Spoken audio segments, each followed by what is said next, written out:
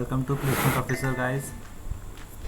आज हम जानेंगे ट्रिपल सी के बारे में।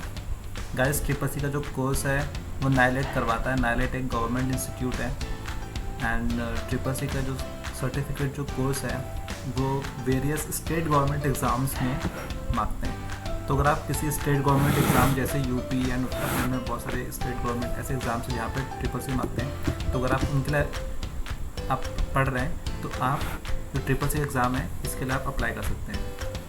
बेसिकली गाइस, आपको यहाँ पे कुछ नहीं देखना, ये सब चीज़ें लिखी हुई हैं, बट जो मेन एंड इंपॉर्टेंट चीज़ें मैं आपको बता रहा हूँ कि ट्रिपल सी जो आप अगर जब भी आप ट्रिपल सी का फॉर्म भरेंगे ना गाइस, तो आपको ना दो तरीके से अप्लाई करना पड़ता है। या तो आप डायरेक्ट एडमिशन ले लें, या आप जो भी नाइलेट द्वारा जो स्पॉन्सर्ड कॉलेज है ना, आप वहाँ पे एडमिशन लें और उसके बाद फिर आप ट्रिपल सी एग्ज़ाम दें। बट अगर आप गाइस आप लैपटॉप चलाते हैं, आप कंप्यूटर चलाते हैं और आपने 12th या 11th में कंप्यूटर पढ़ी है, तो आपको बोलूँगा कि आपको कोई एडमिशन लेने की ज़रूरत नहीं है।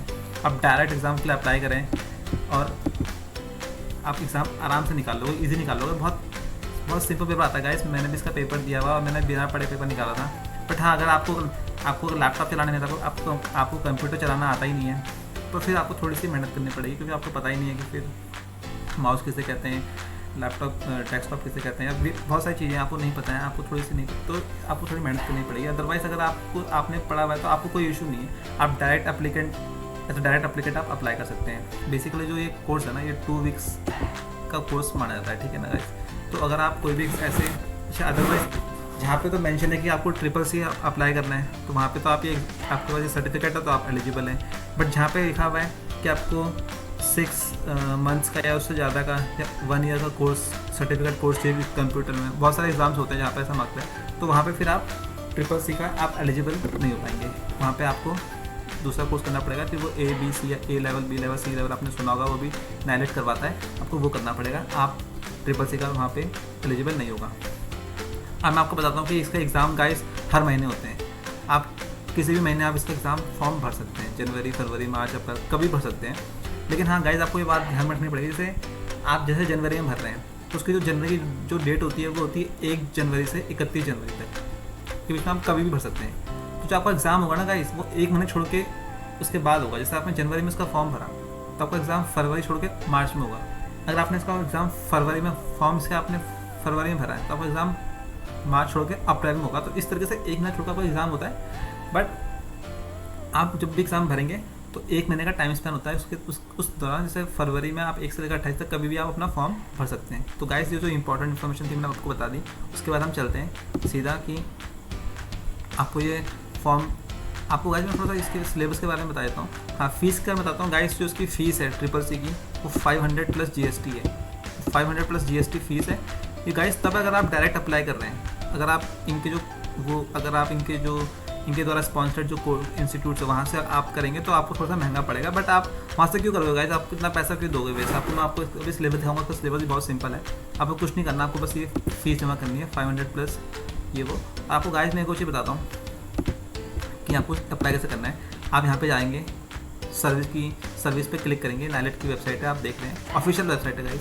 सर्विस पे जाएंगे, आप यहाँ से रजिस्ट्रेशन पे क्लिक करेंगे तो ये वाली एक पोर्टल खुल जाएगा। उसके बाद आपको गाइस सॉरी यहाँ मेरे हाँ आपको इस पर खुल जाएगा। उसके आपको ऑनलाइन रजिस्ट्रेशन बाय स्टूडेंट में क्लिक करोगे तो आपको ये वाली पोर्टल खुल जाएगी। यहाँ पे फिर आप गाइस अप्लाई ऑनलाइन में क्लिक करोगे। उसके बाद जो यहाँ पे गाइस दिया हुआ है ना, course on computer concept triple C, आपको यहाँ पे क्लिक करना है। ट्रिपल सी आपको तो इस ट्रिपल सी प्लस ये इन सब में नहीं गाइस, आपको सिर्फ ट्रिपल सी में क्लिक करना है। अगर आप ट्रिपल सी करना चाहते हैं, अगर आप ये वाले कोर्सेज भी कर सकते हैं तो आप कर सकते हैं, बट इनके कोई मतलब ये मांगते नहीं है जनरली। आपको ट्रिपल सी करोगे, आप ये मांगते हैं, तो आपने ट्रिपल सी में क्लिक करोगे तो ये वाली एक विंडो खुल जाएगी। आपको इसमें फॉर्म भरना है। तो गाइस यहाँ पे लिखा हुआ whether applied previously in triple C examination और नॉट, आपको उसमें नो करना। अगर आपने भरा है तो आपको यस करना है। आपके नाम जो भी इन्फॉर्मेशन है आपको वो सब फिल करना पड़ेगा। जो यहाँ पे गाइस इंपॉर्टेंट बात है वो ये है, आपको इसलिए ये खोल के बता रहा हूँ विंडो, क्योंकि आप फॉर्म तो भर लेंगे। जो इसमें गाइस इंपॉर्टेंट बात वो ये, हाँ गाइस यहाँ पे देख रहे हैं आप एग्जामिनेशन टू डिटेल्स है। एग्जामिनेशन डिटेल्स में गाइस आप देख रहे हैं यहाँ पे ना 2 कैटेगरी है, एक तो डायरेक्ट है, एक है इंस्टीट्यूट। तो मैं यही कहना चाह रहा था आपसे गाइस, ये इंस्टीट्यूट वाला खुल गया है। मैं आपको कह रहा हूँ डायरेक्ट को हम अप्लाई करेंगे।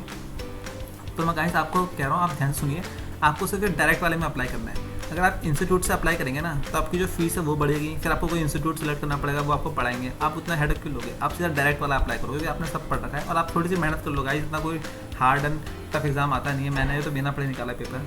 तो आप ये डायरेक्ट वाले में आप इसमें क्लिक करेंगे, उसके बाद फिर जो आपका जिस भी आप भरेंगे वो जो भी है एवरी मंथ एग्ज़ाम साइकिल में आप जाएंगे, जैसे भी आप जो भी है अगस्त को जो भी पढ़ेंगे तो यहाँ से आपको सब मिल जाएगा, फिर यहाँ पे आप परीक्षा केंद्र डाल देंगे।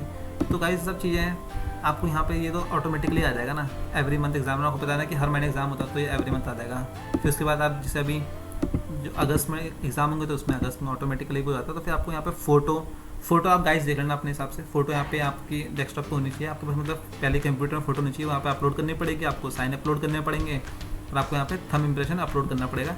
और गाइस दोनों चीज़ें आपको इंपॉर्टेंट है अपलोड करने के लिए। उसके बाद आप सबमिट कर देंगे और आप जो भी अपना पेमेंट है वो दे देंगे। एंड गाइस ये तो प्रोसेस था कि आपको कैसे अप्लाई करना है और क्या चीज़ें करनी है। गाइस मैं आपको दिखाता हूँ उसका सिलेबस। गाइस का सिलेबस ये रहा, अगर आप सिलेबस देखेंगे ना तो बहुत सिंपल सिलेबस है। और गाइस हाँ, आपके ना एलिजिबिलिटी में कोई एलिजिबिलिटी नहीं है, मतलब अगर आपने 8, 9, 10 कुछ भी किया हुआ है तब भी आप एलिजिबल है एग्ज़ाम देने के लिए, है ना। तो उसमें कोई एलिजिबिलिटी नहीं है ऐसी। एंड गाइस आप यहाँ पे देखोगे तो जो पहला चैप्टर है वो है इंट्रोडक्शन टू कंप्यूटर। इसमें गाइस कुछ नहीं है, बेसिक चीज़ें, hardware, software, output, input, system software, application software, utility software, आपको बस ये सब चीज़ें पढ़नी है। अगर आपको थोड़ा बेसिक पता है ना तो आप पेपर निकाल लोगे, उसमें बहुत कोई टफ चीज़ नहीं आती, बहुत सिंपल इन चीज़ों से आता है। और गाइस बहुत सारी जो मैं देख रहा हूँ यूट्यूब में ना बच्चे पढ़ा रहे हैं, आपको बहुत इतना पढ़ा रहे हैं, आपको कुछ तो पढ़ने की ज़रूरत ही नहीं, आप नॉर्मल पढ़ के जाओगे ना पेपर निकाल लोगे। उसके बाद आपको ये पढ़ना है इंट्रोडक्शन टू ऑपरेटिंग सिस्टम पढ़ लेना, आपकी ऑपरेटिंग सिस्टम क्या होता है, यूज़र टाइप्स, यूज़र और डेस्कटॉप क्या क्या होता है, जो भी गाइस में दिया हुआ है। एंड ये वर्ड प्रोसेसिंग के बारे में पढ़, आपको पता ही होगा MS वर्ड में क्या काम करते हैं। थोड़ा सा ऑप्शन पढ़ लेना कि कौन कौन से ऑप्शन होते हैं, वो किस काम के करते हैं। एंड सिमिलरली आपको ये दिखा है स्प्रेडशीट, एक्सेल में आपको कौन कौन सा फॉर्मूला। अच्छा आप इसमें ये कहते हैं फॉर्मूला कैसे स्टार्ट होते हैं, कौन कौन सा फॉर्मूला काम होता है। अच्छा आप ये देख लेना गाइस, इनका फंक्शन होता है मेन, तो आपको क्या है ना इसे ये देख लेना आप, इनका फंक्शन क्या है, मैक्स, मिनिमम, एवरेज, सम, काउंट, है ना गाइस। ये क्वेश्चन ज़्यादा आते हैं, आपको कुछ करने की ज़रूरत नहीं है। और आपको थोड़ा सा और अगर थोड़ा सा और प्रैक्टिस करनी है तो आप ना यूट्यूब मतलब आप जो भी है इंटरनेट पर आप सर्च चेक कर लेना कि MCQ फॉर CCC, तो आपको वहाँ से MCQ मिल जाएंगे, आप थोड़ा सा प्रैक्टिस कर लेना। आपको कोई आप क्यों फालतू में आप एक फिर प्राइवेट में आप इंस्टीट्यूट एडमिशन लोगे कहाँ से पढ़ोगे। तो गाइस ये सब जो आपको बता रहा हूँ कि जो इंपॉर्टेंट है वो ये सब है कि डेट कैसे एंटर करनी है, ये तो आप थोड़ा सा पढ़ोगे गाइस, आपको सब समझ में आ जाएगा। उसके बाद गाइस यहाँ पे जैसे आप थोड़ा मेल और मर्ज का कंसेप्ट पढ़ लेना, ये सब चीज़ें पढ़ लेना। अब गाइस मेरे में क्वेश्चन कैसे आया था ना कि सबसे इंडिया में सबसे बड़ा बैंक कौन सा है, स्टेट बैंक ऑफ इंडिया। अब वो देखो गाइस, वो तो बहुत ना कॉमन सेंस है, वो यहाँ पे गिवन भी नहीं है, वो जो चीज़ है वहाँ पे गिवन नहीं है, बट आपका कॉमन सेंस है। अब मेरे में क्वेश्चन एक और आया था कि जो आप एंड्रॉयड में ऐप इंस्टॉल करते हैं वो सिर्फ प्ले स्टोर से करते हैं या और भी कोई तरीका है। तो गाइस आपने देखा कभी कभी हम जैसे कोई होता है ना एक ऐप हम करते हैं इंस्टॉल, तो वो प्ले स्टोर से नहीं, जैसे आप देखेंगे बहुत सारे कुछ होते हैं जिनका हम वैसे करके इंस्टॉल करते हैं, उनको प्ले स्टोर से इंस्टॉल नहीं करते। तो गाइस ऐसा भी क्वेश्चन आता है, बहुत बेसिक से क्वेश्चन है, आपको ये कौन पढ़ाएगा, कोई नहीं पढ़ाएगा, आपको थोड़ा सा कॉमन सेंस से आप कर सकते हैं। PPT के बारे में थोड़ा सा PPT करना पड़ेगा, लैन वैन क्या है, टोपोलॉजी क्या है, जो गाइस ये है ISP, ये सब चीज़ें IP चीज़ें उनका बारे में पढ़ेंगे तो आपको आप ऑलरेडी नेटवर्क टोपोलॉजी आपको इतनी सेंस हो जाएगी कि आप वहाँ पर जाकर आप पेपर निकाल लेंगे। उसके बाद गाइस ये ईमेल है, ट्विटर है। ऐसा अच्छा क्वेश्चन ये आता है ट्विटर में कितने वो होते हैं, जब आप कोई भी ट्वीट करते हैं ना तो उसमें कितनी वर्ड लिमिट होती है। तो गाइस वो सब पढ़ लेना, आपकी ट्विटर में जो वर्ड लिमिट कितनी है। और ये फेसबुक जो गाइस ये सब फेसबुक व्हाट्सएप के बारे में पढ़ना कि व्हाट्सएप किसका है, फेसबुक या वगैरह, इनसे गाइस बहुत बेसिक क्वेश्चन आते हैं। ईमेल में C क्या डबल C क्या होता है, कार्बन कॉपी, BCC क्या होता है, ब्लाइंड कार्बन कॉपी।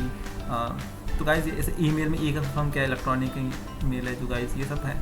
अच्छा इनके बारे में जो फुल फॉर्म है वो याद कर लेना आप, UPI, AEPS, USD, इनका जो OTP वन टाइम पासवर्ड, तो ये क्विक रिस्पॉन्स कोड, इनमें से कोई भी एक फुल फॉर्म आ जाएगा, आपको पता ही होगा, आप गाइस यूज़ करते ही होंगे आजकल, UPI बहुत फेमस है। RTGS नेफ्ट आपको पता होगा कि क्या होता है। अच्छा नेफ्ट क्या होता है गाइस, पैसा ट्रांसफ़र करने के लिए होता है। RTGB नेफ्ट और RTGS दोनों पैसा ट्रांसफ़र करने के लिए होता है। एंड नेफ्ट में क्या होता है ना गाइस, आप ना पैसे थोड़ा लेट में ट्रांसफ़र होते हैं और इसकी जो उसमें मिनिमम रिक्वायरमेंट है वो आप कितने भी रुपये कर सकते हैं, लेकिन RTGS ना फास्ट पैसे ट्रांसफ़र होते हैं और ये ना 2 लाख, अगर आपको 2 लाख से ऊपर के पैसा ट्रांसफर करना है तो आप RTGS करेंगे। तो ये उसके लिए, ये बेसिक मैंने आपको बताया जैसे POS का फोन क्या पॉइंट ऑफ सेल पर इतना आता नहीं, लेकिन आपको पता होना चाहिए क्या होता क्या है। Cyber security, intelligence of thing, guys ये आप पढ़ लेना, इतना कोई इंपॉर्टेंट नहीं है, आप थोड़ा पढ़ लोगे तो सही है। अच्छा, इसमें एक इंपॉर्टेंट चीज़ क्या है ना, यहाँ पे देखोगे आप लिखा फॉर प्रैक्टिकल पर्पस, आपको यहाँ पे था ना लिब्रे ऑफिस, इसमें आपको काम करना होता है। तो आपको ना इसके बारे में पढ़ लेना आप लिब्रे ऑफिस के बारे में क्या है, क्योंकि मेरे पेपर में काफ़ी 3-4 क्वेश्चन आए थे इस लिब्रे ऑफिस से। मैं आपको बताता हूँ कि इसमें कैसे क्वेश्चन आते हैं। जैसे गाइस उतना कोई टफ नहीं है, आपको बस सिंपल को पता होना चाहिए कि होता क्या है लिब्रे ऑफिस में। जैसे आपको पता है ना गाइस कि यहाँ पे देख रहे हैं आप कि जैसे जो MS ऑफिस में ना हम जब स्प्रेडशीट जो एक्सेल इसलिए हम कहते हैं यहाँ पे हम काम करते हैं, तो जो लिब्रे ऑफिस में ना उसको कैल्क कहते हैं, CLC कहते हैं। तो क्वेश्चन वहाँ पे आ जाएगा कि वहाँ पे ना इसके वहाँ पे एक्सेल लिख के ना ये इस फॉर्म पे क्वेश्चन आते हैं। तो आपको पता होना चाहिए कि हाँ भाई लिब्रे ऑफिस में जो CLC है इसको भी हम एक्सेल कहते हैं। जैसे वर्ड प्रोसेस में MS वर्ड है, इसको हम MS वर्ड में क्या मतलब माइक्रोसॉफ्ट ऑफिस में क्या कहते हैं, वर्ड कहते हैं, यहाँ पे हम काम करते हैं। तो वो इसमें क्या होता है, राइटर कहते हैं उसे हम। और जैसे यहाँ पे प्रेजेंटेशन किस बनाते हैं, पावर पॉइंट बनाते हैं, वहाँ पे हम इम्प्रेस में बनाते हैं। जो डाटा बेस होता है उसको हम बेस कहते हैं, यहाँ पे क्या कहते हैं हम एक्सेस कहते हैं, यहाँ पे बेस कहते हैं। डाटा बेस में बेसिकली गाइस जब आप पढ़ोगे तो डाटा बेस आपको पता होगा, डाटा बेस में क्या होता है ना कि जैसे कोई भी हमें इन्फॉर्मेशन रखनी है तो वो हम एक डेटा बेस में रखते हैं, तो उसको हम बेस कहते हैं, यहाँ पे हम एक्सेस कहते हैं। जैसे कोई भी हॉस्पिटल है, वहाँ पे जो भी पेशेंट्स हैं उनके बारे में जो भी इन्फॉर्मेशन है, तो वो कोई भी सॉफ्टवेयर को हम जब सेव करते हैं ना, तो गाइस वो कहाँ सेव होता है, वो डेटा बेस में सेव होता है।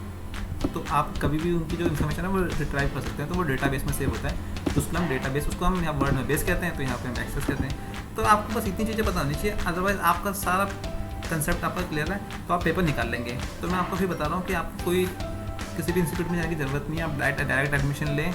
एंड जो मैंने आपको बताया कैसे कैसे पढ़ना है, थोड़ा थोड़ा उन पर पढ़ें और एग्ज़ाम दें, और अपना CCC का एग्ज़ाम आप आराम से ईजिली पास कर जाएंगे।